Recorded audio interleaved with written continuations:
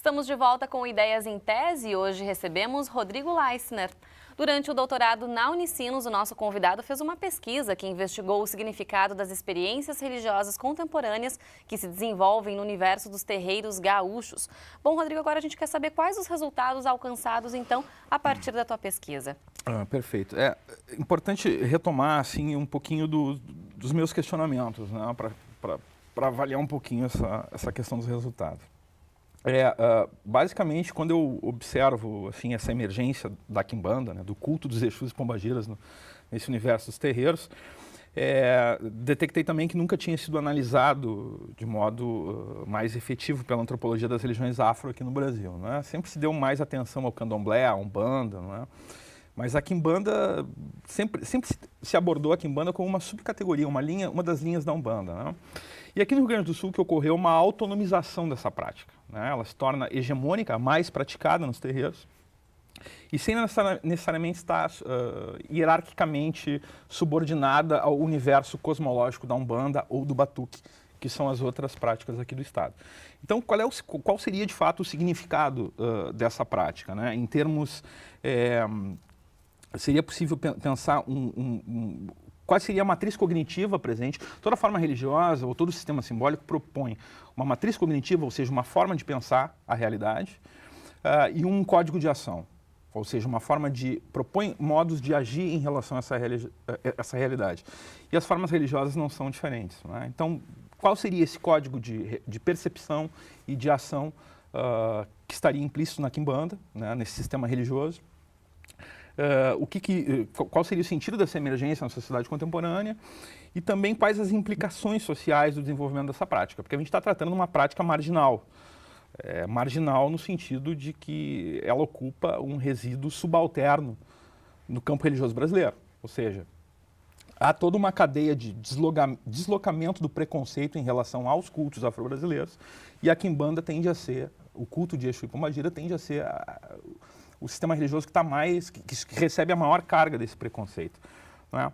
Do ponto de vista de uma interpretação desse sistema simbólico, é possível perceber que do ponto de vista cognitivo, essa prática faz uma espécie de leitura da realidade social dos seus agentes, né? A gente observa assim, que a quimbanda emerge com muita força justamente nos espaços periféricos da sociedade brasileira.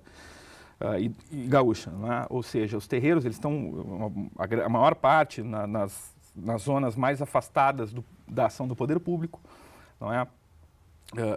E caracterizadas hegemonicamente como zonas marginais, não é? Então é uma religião que lê essa realidade, não é? Então até a constituição do panteão baseado em entidades que são representantes de seres marginais é uma espécie de metáfora dessa realidade social circundante a esses agentes, né? Do ponto de vista de um código de ação, ela é uma prática extremamente voltada para as realidades terrenas, né? Não é uma realidade que se preocupa com o que vai acontecer depois da morte ou com com uma realidade extramundana, né? É uma religião, nesse sentido, uma religião de aflição, que serve para resolver os problemas concretos das pessoas, ou seja, problemas econômicos, arranjar emprego, problemas emocionais, arranjar, seja um companheiro, um marido, ou solucionar alguma questão do convívio cotidiano com as pessoas, as relações interpessoais, e fundamentalmente as questões terapêuticas, né? Solucionar problemas de saúde. Então ela é uma religião voltada para o concreto. A segunda questão é que é uma religião com uma ética extremamente relativa. Não há um complexo moral, que é uma tradição das religiões, das grandes religiões do livro, como o judaísmo, o cristianismo, enfim. Não há uma prescrição moral para os seus adeptos, né? Não há um código de conduta que as pessoas tenham que seguir. Isso está muito baseado na própria característica das divindades. Se são divindades que representam seres marginais, não são deuses ou divindades que propõem uma conduta ou uma ação regida por parâmetros morais, né? Isso não significa que é uma religião ética, né? Significa que é uma religião que propõe uma reflexão sobre a moral. Ou seja, há uma ética reflexiva sobre quais os comportamentos que são ou não válidos na nossa sociedade. Um terceiro ponto importante, e que aí justifica um pouco da emergência dessa prática, né, para finalizar, é a questão de uma religião que favorece muito o indivíduo, a realização individual. Se ela não tem uma moral coletiva, é porque ela favorece com que as pessoas se identifiquem da maneira como seus projetos pessoais se propõe, não é? Não há um código de conduta, então há uma valorização do eu, do indivíduo, né? Um processo de subjetivação muito, muito importante. E isso está muito em voga na sociedade contemporânea, né? A antropologia da modernidade, outros autores vêm falando há muito tempo da valorização da ideia de indivíduo na sociedade contemporânea, né? E a quimbanda, ela é, dentro do campo afro, uma das vertentes que estaria mais adaptada a essa realidade contemporânea e urbana, né? Todas essas características que eu falei, elas também vão ser encontradas em maior ou menor escala em práticas como o candomblé ou outras práticas que compõem o conjunto das religiões populares. Dentro do próprio catolicismo popular, a gente vai encontrar algumas características, né, similares. A questão é que a quimbanda potencializa isso, né, justamente por essa espécie de neutralidade axiológica ligada ao Exu e Pombagira, ou seja, não há um referente estável acerca dessas entidades. Na medida que são marginais, que são seres liminares, e aqui liminares há uma ideia justamente de seres que não se enquadram num estereótipo, num parâmetro comportamental, moral, enfim, é justamente por serem liminares que não há, né, uma prescrição moral, enfim. Então há uma capacidade de radicalizar essa questão da individualização, da relatividade moral, não é? E da própria efetividade desse sistema religioso na solução mágica dos problemas concretos. O Exu é justamente o malandro, o mestre da arte de driblar as adversidades, não é? É justamente o protetor na rua, né, nos perigos urbanos. Então, todas essas questões assim, permitem que a gente faça uma leitura do porquê que essa forma de religiosidade cresce, né, no campo afro. E qual a contribuição que você vê também para a tua linha de pesquisa no programa de pós-graduação em Ciências eu acho Sociais? que eu apontaria assim, três pontos de contribuição que são fundamentais e que foram fundamentais justamente para constituir o objeto de pesquisa, né? O primeiro é a ausência de estudos sobre esse tema na área. Embora as religiões afro tenham sido reviradas de todas as formas pela antropologia brasileira, sempre houve uma espécie de prioridade analítica para aquelas práticas tidas como mais tradicionais, como o candomblé, que representariam... Em outros estados também, como você comentou. Em outros estados, como a Bahia, Rio de Janeiro, sobretudo, né? Mas a antropologia sempre ficou muito focada nessa questão da tradição africana, o que representaria mais, e eu entendo que não tem destinado maior atenção para aquilo que se adapta a uma situação nova. Eu acho que a quimbanda representa um pouco isso, né? Nesse sentido, seria uma das contribuições. A outra contribuição que eu acho que é fundamental também para a área de pesquisa é que atualmente se imagina que as religiões afro no Brasil passaram por 3 estágios de desenvolvimento.